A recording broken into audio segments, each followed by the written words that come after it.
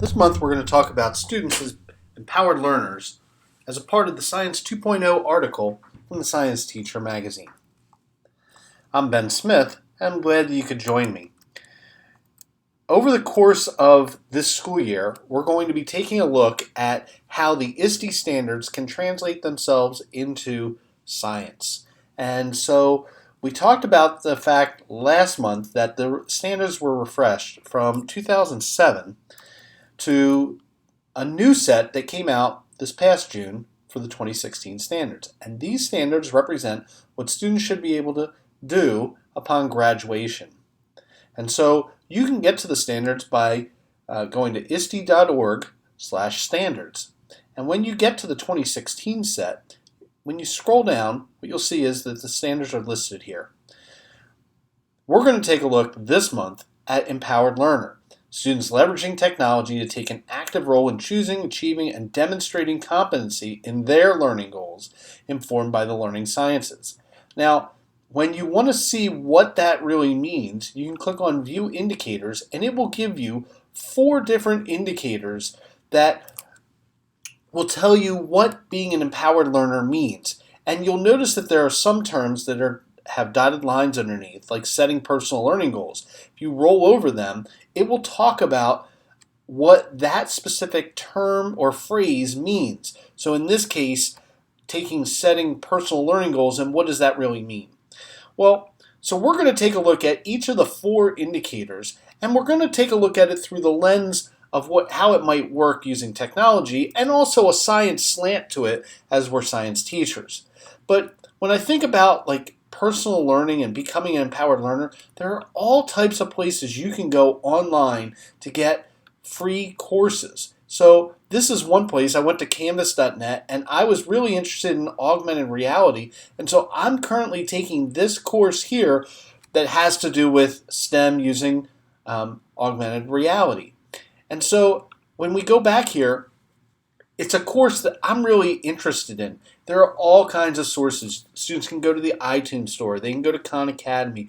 They can find massive online open courses, which we call MOOCs. So there are all types of places that students can go to take these classes. I know last year I had a number of students that were going to World Science U to take some great online courses.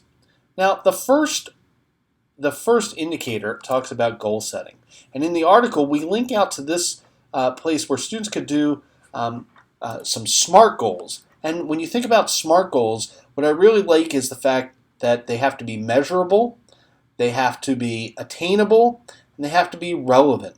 So those 3 pieces to me are really important. And this site will allow you to think about the learning science, but also set some goals. And they do have some tools that may be helpful to you and some videos that go along the way. So that might be helpful when you think about your students.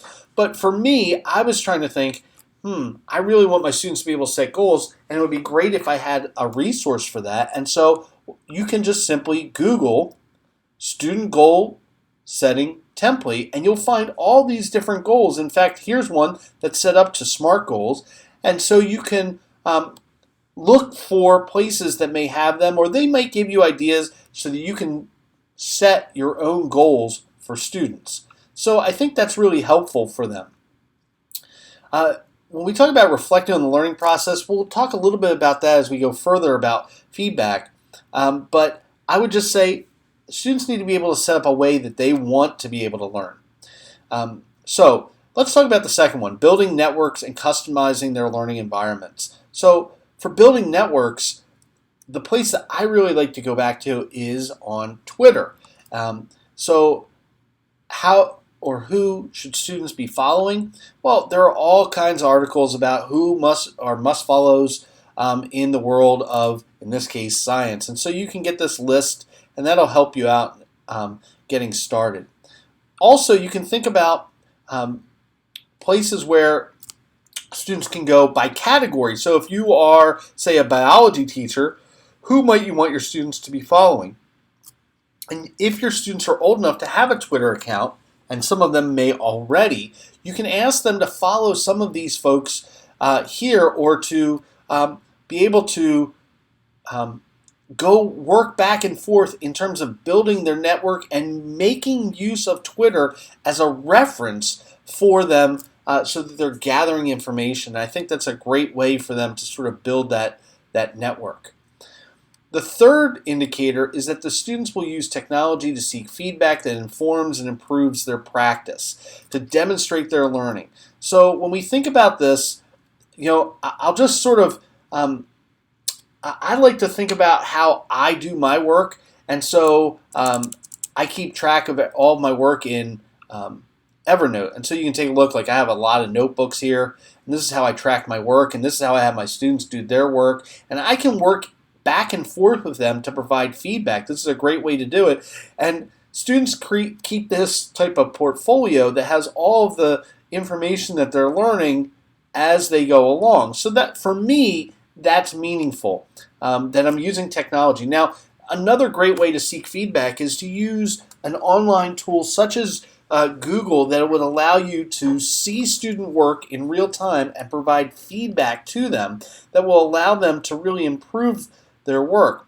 And then also on this demonstrate their learning, it says create artifacts to show students have met their learning goals. So, and they give you some examples: posters, blogs, stories, portfolios. So the key is that students will be picking out tools that will match the goals of the assignment, and they'll be able to demonstrate their learning. All right, and then as we think about this last one, students will understand fundamental concepts of technology operations and be able to choose, be able to troubleshoot, and be able to transfer their knowledge to new technologies. So let me just talk about how that might look in terms of using a web browser. So I'm sure all of you, because you're online right now watching this, are using some type of web browser. And I'm using Chrome, and it's become, for me, my favorite go-to browser. And part of it is because of these tools up here. So when we start thinking about that they'll understand how this works, these tools allow me to get a lot more productivity out of Chrome. So, like I always need to go to my drive. So this little button here, called an extension, automatically opens up my Google Drive. I find that to be very helpful for me. Another helpful piece is that I might go to a website, and this is an example of a website where I have, for Jared and I, we have recorded Becoming a Chrome Ninja. So if you go through this site, and you can get to that by going to our website, EdTech on ISTE, the last conference that we presented at, there's a place where that session is linked. And as you go through, this might be very helpful for you to take a look at how you could use Chrome. But I wanted to go back to the tools I'm using. So this is a URL I want to share. And I am shortening URLs all the time. I send them in emails, I use them in presentations. And so here's an example where I might click on this to shorten the URL, and it automatically does it for me. So if you're one of those people that's still copying and pasting it somewhere else, that tool will help you, and then you can just hit copy. Now I've copied it, and you may have noticed they have QR codes right there. When I'm using this with my students, I might use something like Crafty Text, and what you see is it brought up this window. I paste in, so you didn't see me do that, but I pasted in the text. When I hit return, it goes full screen. So I use this to remind my students of homework assignments or things that are due, or just general little notes. And so that's another productivity tool. I have one here for Nearpod. I have one for working with PDFs that allows me to mark them up. I have one for Screencastify, which allows me to do screen recordings like you see. I use this one to save things to Pocket to read later. And I'll share one more with you, which is OneTab. Now OneTab, what it does is, you'll notice I have all these tabs that are open. Well, let's just go back for just one moment and think about it. It says, understanding the concepts of how technology works. So what I'm going to do is I'm going to use OneTab to pull all of those tabs down into one place. So they're right here. And the great thing is that I could share this. So if I had a project I was doing with my students, I could share this as a web page, and my students would be able to get all these links here, so I can help them out in that way. I can also restore them all. So I'll hit that, and it'll take the time of popping them all back up where I had them. This is a fantastic tool. But if we think back to what it is that we were really trying to accomplish here, what we were trying to accomplish was using productivity tools to be successful with our students. So as we wrap up for this month and we think about like what it is that our students will be doing, this is a great way. Using Chrome is one way, and one of the tools that I would want in a science class would be a periodic table. And so you can get that type of tool. So we're going to take one last look here, and here it is, right? So we're using the fundamental concepts. And you may be thinking, well, how do I add those extensions? So let's take a quick look, and that's what we'll do here.